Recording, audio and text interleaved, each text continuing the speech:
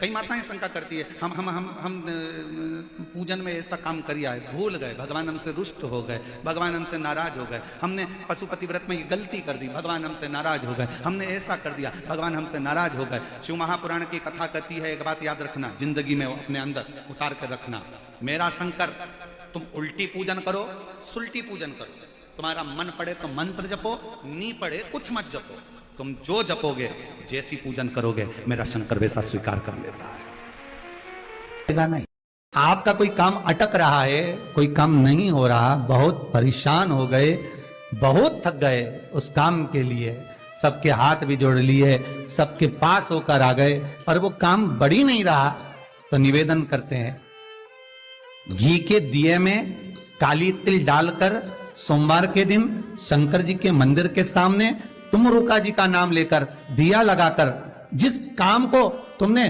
दुनिया के आगे कहकर देख लिया, कर देख लिया, नहीं हुआ, उस कार्य को एक बार दिया लगाकर निवेदन कर फिर जाकर देखना, काम आगे बढ़कर ही रहेगा, छूटेगा नहीं। एक बात अपने जीवन में उतार कर रखिएगा, सोमवार की अष्टमी, शिवरात्रि या सोमवार, प्रदोष, बन सके तुम्हारे पास में शिवालय हो या बेलपत्री का वृक्ष हो, वहां दीप दान अवश्य करना चाहिए। अब एक बात का स्मरण आपको रहे थोड़ा सा, अगर किसी कामना के वश अगर हम दीप लगा रहे हैं या हमारे मन में कोई भाव उत्पन्न है और हम बाबा से कहना चाहते हैं कि बाबा मेरा ये कार्य है आप पूर्ण करिएगा, तो फिर शिव मंदिर में भी लंबी बाती का दीप आप प्रदोष या सोमवार की अष्टमी या सोमवार या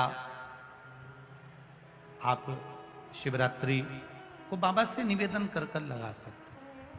हाँ, विशेष जब कोई एक बहुत बड़ी बात हो और आपके कार्य में कहीं अटकल हो रही हो, तो एक ही दीप में दो बाती, शिव और शक्ति, लंबी बाती बनाई, शिव और शक्ति के नाम से दो बाती एक साथ एक दीप में भी लगा सकते हैं।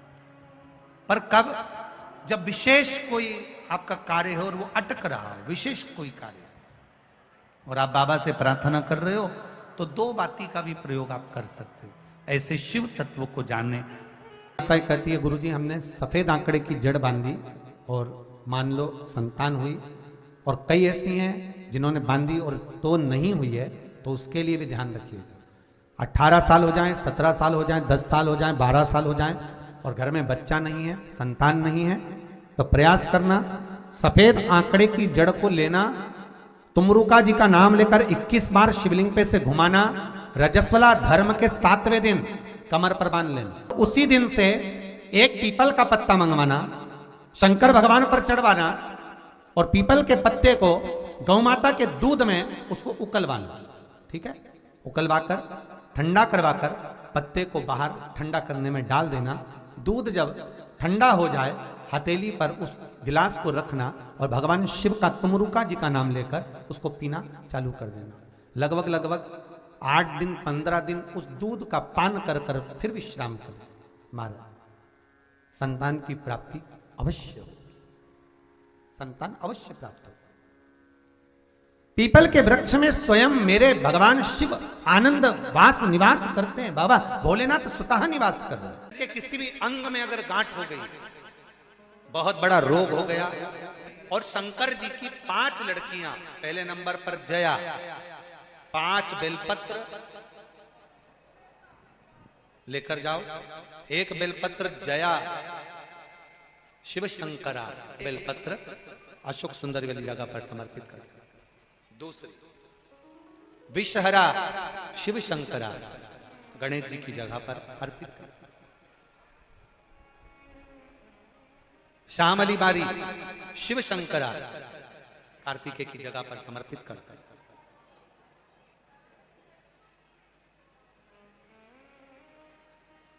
दो तली शिव शंकरा, जगत जननी जगदम्बा का जो हस्त कमल है पीठी का, उस पर समर्पित कर दो। और देव, जम के बोलो, देव शिव शंकरा कहकर शिवलिंग पर समर्पित कर दो। 5 बेलपत्र, लोटा भरकर जल लेकर गए हो, 5 स्थान पर धीरे धीरे समर्पित करें। और आपके शरीर में जो रोग है, बीमारी है, उसका स्मरण कराते हुए बाबा को जल चढ़ाते हुए, जल का थोड़ा सा भाग 5 बेलपत्र में से कोई सी भी एक बेलपत्र वो लेकर, आप पहले दिन गए हो, तुम्हें याद रहना चाहिए कि आज मैंने कौन सी बेलपत्र ली है। गणेश जी के स्थान की बेलपत्र ले लो, दूसरे दिन अशोक सुंदरी की बेलपत्र ले लो, तीसरे दिन कार्तिकेय की बेलपत्र ले लो, चौथे दिन पार्वती के हस्त कमल की बेलपत्र ले लो, और 5वें दिन शिव के शिवलिंग की बेलपत्र ले लो। ऐसा क्रम बना लो। 5 दिन 5 बेलपत्र चढ़ाना है और एक एक बेलपत्र लेकर आना है। सुबह खाली पेट उस बेलपत्र को खाइए और थोड़ा सा जलपान कर बाबा का जो जल है उसका आचमन करो, शिव जी से विनय करो। 5 दिन के बाद में फिर वापस जांच करवाइए, धीरे धीरे शरीर में जो रोग है वो समाप्त की ओर जाए। आए जब कष्ट, बहुत कष्ट का जीवन चल रहा हो, बहुत कष्ट की जिंदगी चल रही हो, ध्यान लगाना, अगर कष्ट का जीवन चल रहा हो, तकलीफ की जिंदगी चल रही हो,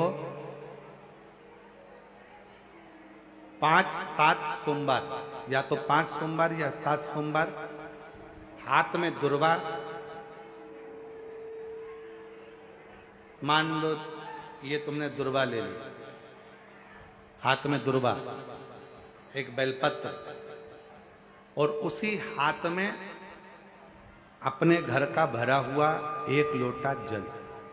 पहले रखना है दुर्वा, फिर रखना है बेलपत्र, उसके बाद में हाथ में 1 लोटा जल, और दोनों हाथों का स्पर्श करते हुए जो अपना पूजन का कक्ष होता है घर के अंदर का, उस पूजन कक्ष की साक्षी में खड़े होकर अपने कुल देवता, पितृ देवता और अन्य देवताओं का स्मरण करते हुए, बाबा बहुत दुखी हूँ, बहुत तकलीफ में हूँ, बहुत कष्ट में हूँ, मेरा परिवार आज दुख तकलीफ में है, मेरा परिवार आज कष्ट में है, दुख में है, कष्ट में है।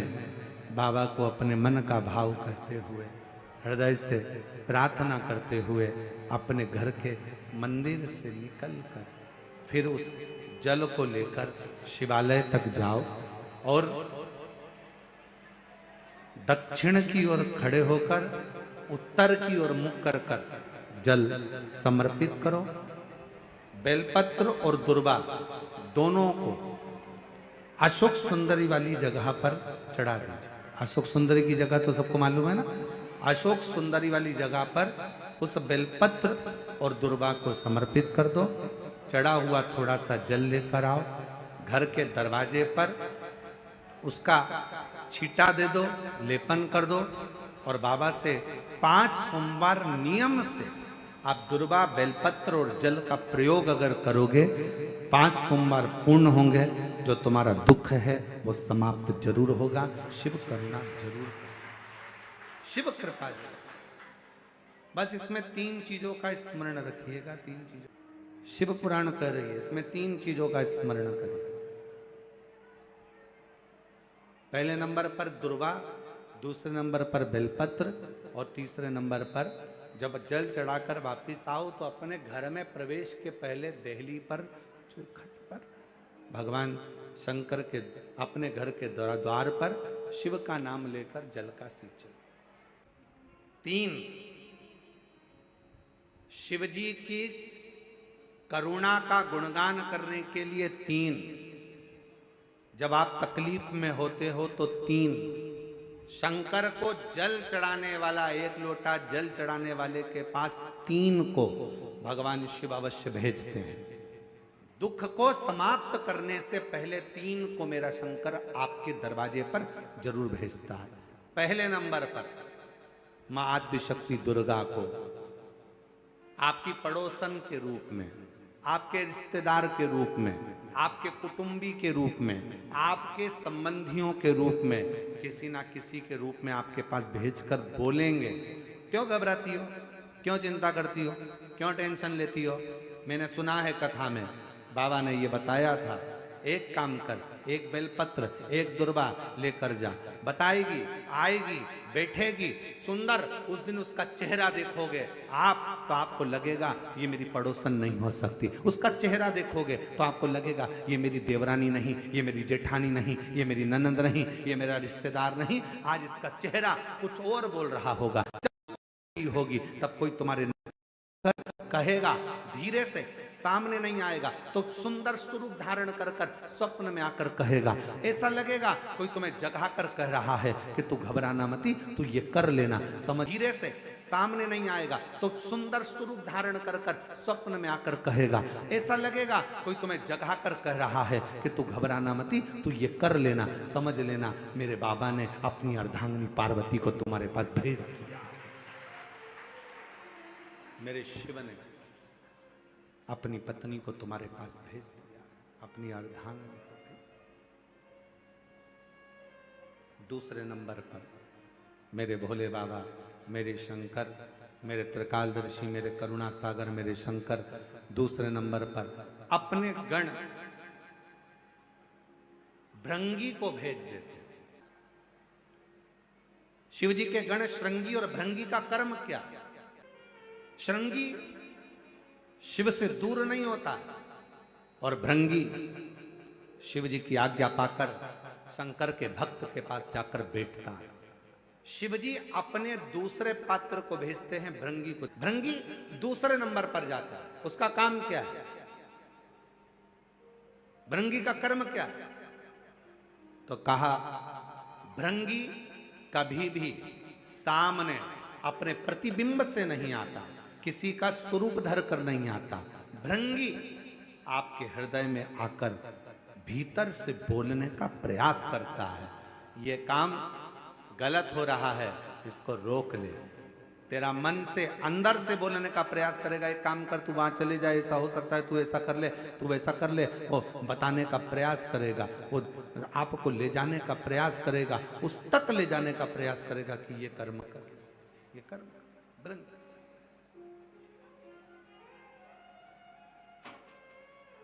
दूसरे नंबर पर भृंगी आपके मन की वाणी को शिव तक पहुंचाने का प्रयास करेगा। और तीसरे नंबर पर भगवान शंकर अपने भक्त का दुख हरने से पहले तीसरे नंबर पर भेज देते हैं अपने नंदीश्वर को, अपने नंदी गण को। मेरे शिव भेजते हैं। नंदी का काम क्या है?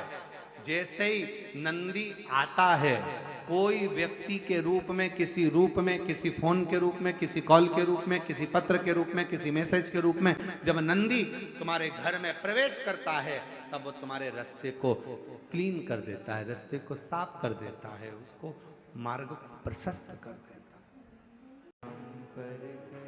आप दिल से उससे कहो, जहां तार ना जुड़े। कोई कई जगह कहे ना, अभी हमने कहा कि हमारे बच्चे कहे यहाँ पर सिग्नल मिल रहा है, कोई कहे वहां सिग्नल मिल रहा है। अगर सारी दुनिया से हार गए तो फिर एक जगह पर जाकर सिग्नल मिलाना। एक बार शिव महापुराण की कथा में पहुंचकर बाबा देवादिदेव महादेव से अपने मन की बात कहकर कभी योग बन जाए तो उस कथा में आसन बिछाकर जमीन पर अपना आसन डालकर ये नहीं सोचना कि मैं वीआईपी कितनी हूं, मुझे कहां बैठना चाहिए, कहां रहना चाहिए। एक बार उस पवित्र प्रांगण में जहां बाबा की कथा हो रही हो, जहां बाबा कुबेर भंडारी का आनंदमय कथा का तत्व ग्रहण करने को मिल जाए, वहीं पर रात्रि विश्राम कर कर बाबा से अपने दिल की बात कहकर अपने मन की बात जरूर कहना। ये निश्चित है मेरे बाबा से तुम्हारा सिग्नल जरूर मिलेगा और शिव आपकी बात को स्वीकार जरूर, शिव सुनेगा। 5 चीजें शंकर भगवान को चढ़ती है: जल, दूध, दही, शहद, घी, शक्कर, पंचामृत की वस्तु। 5 हमारे जीवन को सार्थक करने वाले। दूध भक्ति का प्रतिबिंब है। हमारे घर से रोग, बीमारी, तकलीफ को दूध चढ़ाते ही वो रोग बीमारी समाप्त होने लगती। दही हमारे परिवार अगर टूट रहा है, हमारा परिवार अगर टूटने की कतार पर है, 2 बेटे 3 बेटे वो भी आपस में झगड़ रहे हैं, माता पिता आपस में झगड़ रहे हैं, बेटे बहुएं आपस में झगड़ रहे हैं, तो दही शिव को जो चढ़ाया जाता है ये परिवार को जोड़ने का काम करता है। शहद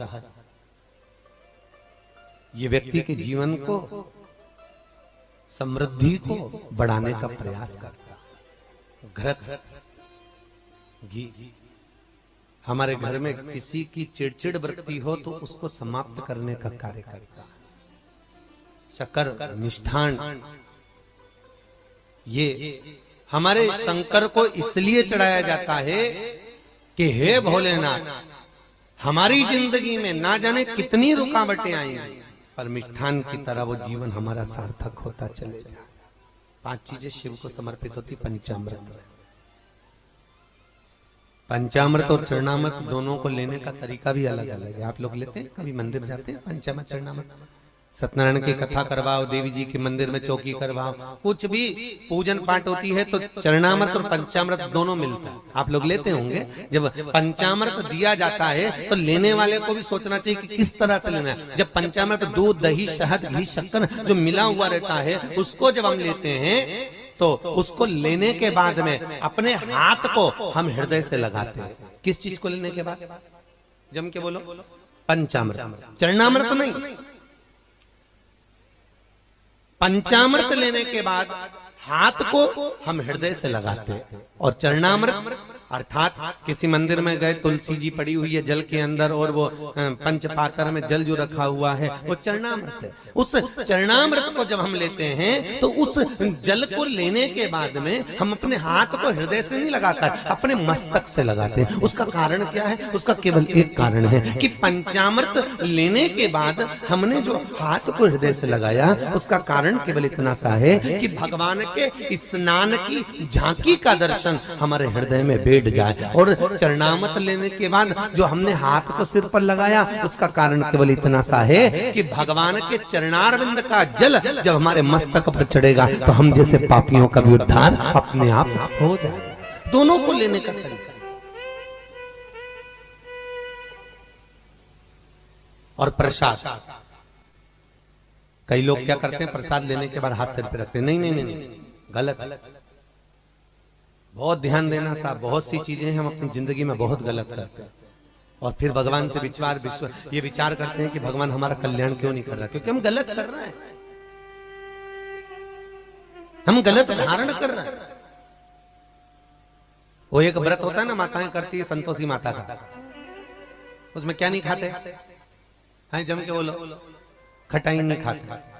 अच्छा ईमानदारी से बोलो, तुम 16 सोमवार शुक्रवार करे तुमने संतोषी माता के, तुमने 10 शुक्रवार करे संतोषी माता के, और संतोषी माता ने तुम्हारी नहीं सुनी तो तुम जगत में क्या होगी? बताओ, माता जी के हमने तो व्रत करे और माता जी ने हमारी नहीं सुनी। पर तुमने व्रत करे तो करे कैसे? तुमने धारण तो करा कि शुक्रवार को खट्टा नहीं खाना है, पर संतोषी माता के व्रत को तुमने अच्छे से धारण नहीं करा। तुमने उसमें पढ़ा कि खट्टा मत खाओ, पर संतोषी माता के व्रत को अगर अच्छे से धारण करोगी, गणेश जी की बेटी है संतोषी,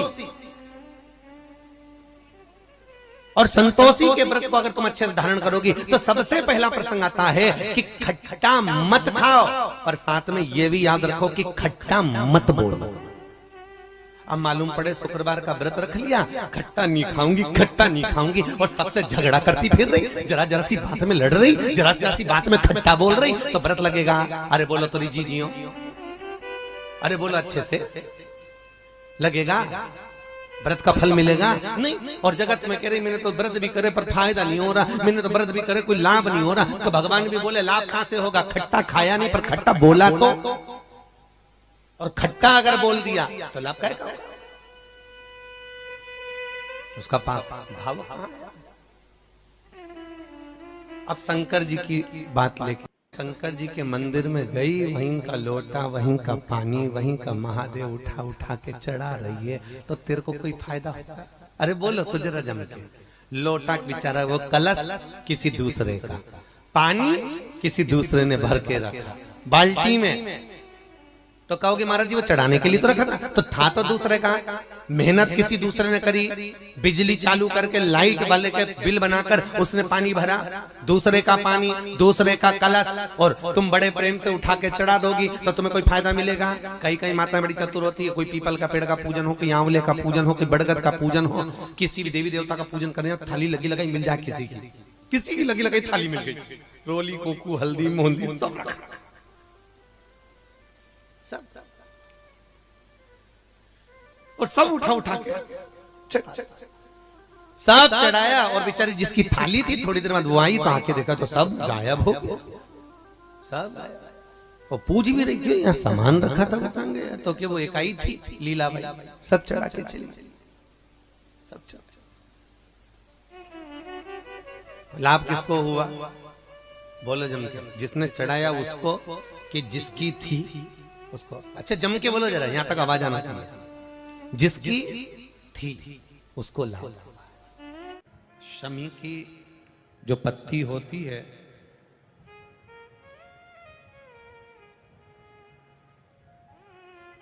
शमी की जो पत्ती होती है, एक पत्ती में जितनी पत्तियां लगी होती हैं और एक पत्ती के अंदर, जरा ध्यान देंगे, जैसे इस पत्ती में ढेर सारी पत्तियां लगी हुई है, उस पत्ती में से भी एक पत्ती तोड़ोगे और एक पत्ती तोड़ने पर उस पत्ती को भी अगर गिनोगे तो उसमें बहुत सारी पत्तियां होती हैं।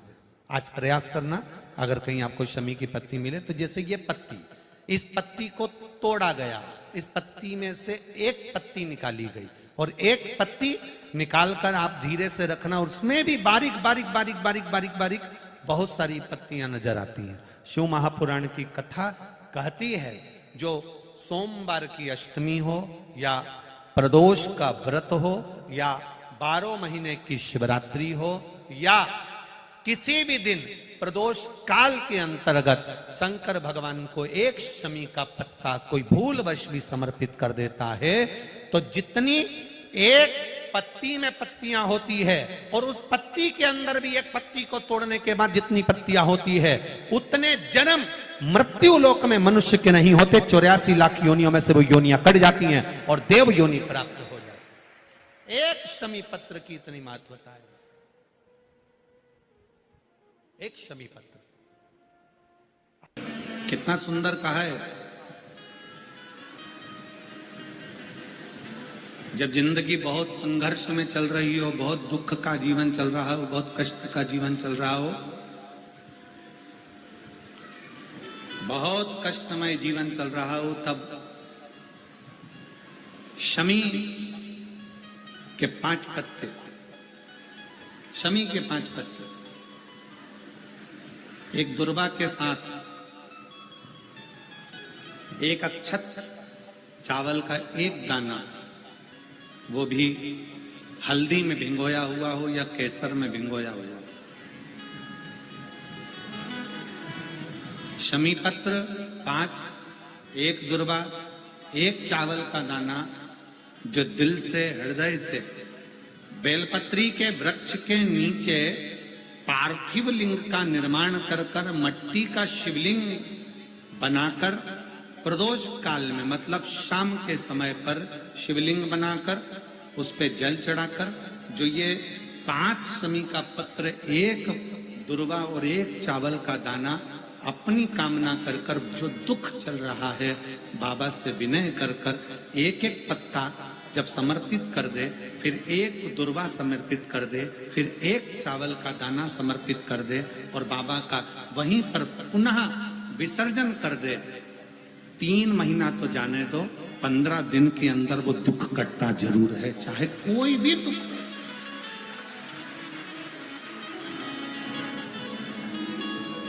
कोई भी दुख क्यों, किसी भी तरह का दुख क्यों। और ये शंकर की आराधना, शंकर की पूजन। एक बहन बैठी है यहाँ, कई लोग कहते हैं अगर हमारे घर में शिवलिंग नहीं है, शंकर का अगर शिवलिंग नहीं है, तो फिर हम शंकर की आराधना कैसे करें? हम आपसे एक बात कहना चाहेंगे, अपने घर में एक छोटा शिवलिंग होना चाहिए, होना चाहिए। और मान लो नहीं है, आपके परिवार के लोग नहीं राजी हो रहे हैं, आपके घर के लोग नहीं राजी हो रहे हैं, आपके परिवार के लोग राजी नहीं हो रहे हैं, तो फिर क्या करोगे? तो कहा शिव महापुराण में सुंदर आनंद के साथ विद्येश्वर संहिता में कहा कि शिवलिंग नहीं होने पर जब आप मंदिर में दिया लगाते हो, मंदिर में जब दीप लगाते हो, मंदिर में जब दिया जलाते हो, प्रज्वलित करते हो, मंदिर में जब दीप लगाओ तो दीप की जो ज्योति होती है वो भी शिवलिंग की आकृति की होती है। तब उस समय पर ज्योतिर्लिंग का स्मरण करो और अपना कार्य सफल करो। अगर शिवलिंग गला पकड़ रहा है, अगर शिवलिंग मान लो शंकर का शिवलिंग हमारे पास में नहीं है, शंकर का शिवलिंग हमारे पास में नहीं है, तो ज्योतिर्लिपि रिंग की भी आप आकृति कर बनाकर उसकी पूजन कर सकते हो। ज्योतिर्लिंग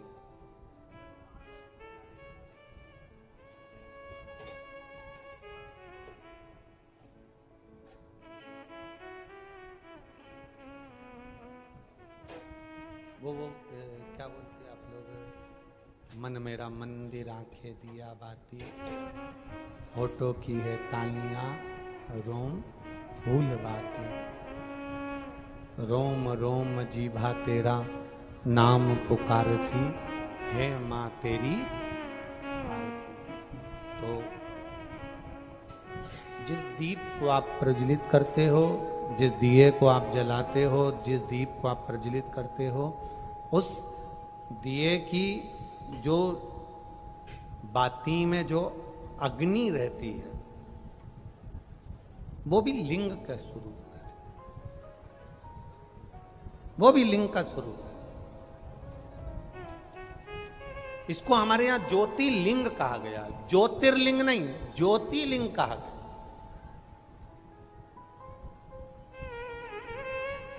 कि एक ज्योति में भगवान शंकर की आराधना करना, भगवान शिव की स्तुति करना, भगवान शंकर की आराधना में डूबना, एक ज्योति के प्रतिबिंब में, एक ज्योति के स्वरूप में। कभी जिंदगी में मौका मिले तो 5 दुर्बा, कितनी दुर्बा जम के बोलो जरा, 5 दुर्बा 1 बेलपत्र। कभी अगर मौका मिले जीवन में 5 दुर्बा 1 बेलपत्र, 1 अक्षत, 1 चावल का दाना, और तीनों पत्तियों पर लगा हुआ चंदन। बेलपत्र की जो 3 पत्ती होती है, इन तीनों पर लगा हुआ चंदन, दुर्बा, बेलपत्र, चावल का 1 दाना मध्य पत्ती पर रखकर जब भी आप अपने हृदय से कोई सरकारी गतिविधियों में कहीं फंस गए हो, सरकारी कोई केस चल रहा है, कोई सरकारी चीजों में अगर तकलीफें आ रही हैं, तो शिव का नाम लेकर आप अपना कर्म जरूर करना, मेहनत जरूर करना। कर्म के साथ में शंकर पर विश्वास रखकर 1 अक्षत का दाना, 1 बेलपत्र, 5 दुर्बा हाथ में लेकर शिव का स्मरण कर कर श्री शिवाय नमस्तुभ्यम कहकर, अगर श्री शिवाय नमस्तुभ्यम भी नहीं कह सकते, पंचाक्षर मंत्र नमः शिवाय, षडाक्षर मंत्र ओम नमः शिवाय, या फिर श्री शिवाय नमस्तुभ्यम बोलकर शिव को जो स्थान आपको बताया है, स्थान देखा है, फिर ध्यान देंगे। अशोक सुंदरी से शिवलिंग के बीच की जो खाली जगह देख रहे हो आप लोग, एलईडीओं पर ध्यान देना।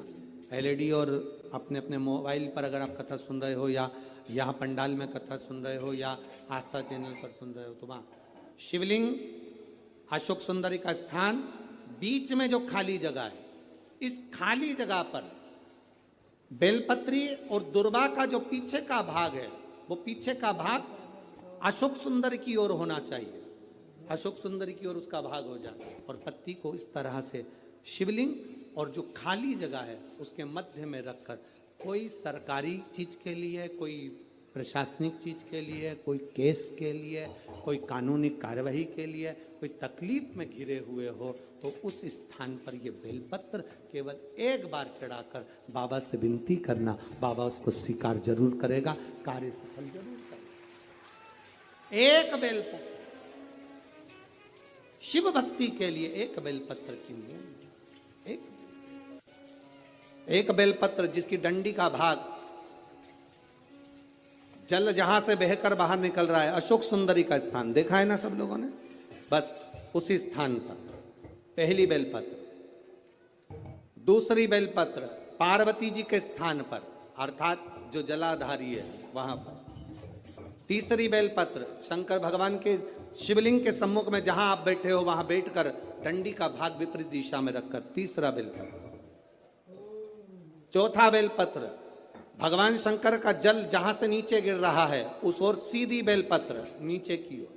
और पांचवी बेलपत्र शंकर भगवान के अशोक सुंदरी के स्थान को छुआकर नंदी के पास रखकर, जो घड़े में जल है अर्थात मट्टी के पात्र में जो तुम जल लेकर गई हो, उस पात्र के जल से शंकर का अभिषेक कर देना, शिव को वो जल समर्पित कर देना। जिंदगी में कैसा भी दुख हो वो कटता ही है, वो दुख रह नहीं सकता, ये निश्चित